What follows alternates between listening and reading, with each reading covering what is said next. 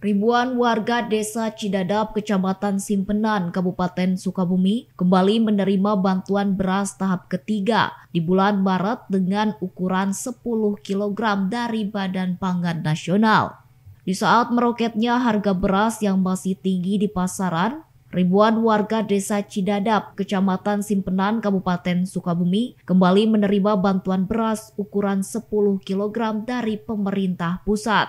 Menurut Puskesos Desa Cidadap mengatakan, pemerintah Desa Cidadap kembali menerima bantuan beras tahap ketiga dengan ukuran 10 kg kembali disalurkan kepada 1.037 keluarga penerima manfaat warga Desa Cidadap, Kecamatan Simpenan, Kabupaten Sukabumi. Dari data bantuan di tahun sebelumnya, Pemdes Cidadap menerima bantuan beras sebanyak 3.095 keluarga penerima manfaat. Namun sejak memasuki awal tahun 2024 ini, Pemdes Cidadap mendapatkan kuota susulan sebanyak 1.037 keluarga penerima manfaat.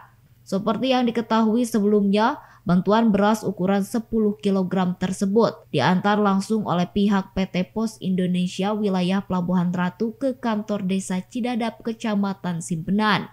Dari data yang berhasil diperoleh pihak Puskesos Desa Cidadap, warga yang mendapatkan bantuan beras tersebut sesuai data terpadu kesejahteraan sosial atau DTKS dan disalurkan langsung kepada warga sesuai hasil musyawarah.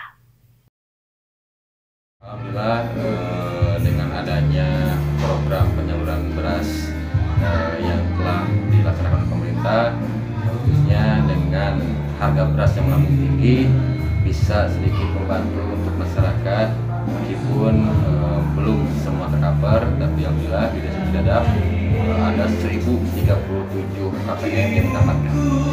Untuk bantuan beras ini kita masuk di tahap bulan ketiga, yang mana seperti yang kita ketahui dari awal bahwa bantuan beras ini berlangsung untuk 6 bulan ke depan, yang dimulai dari bulan Januari sampai bulan Juni.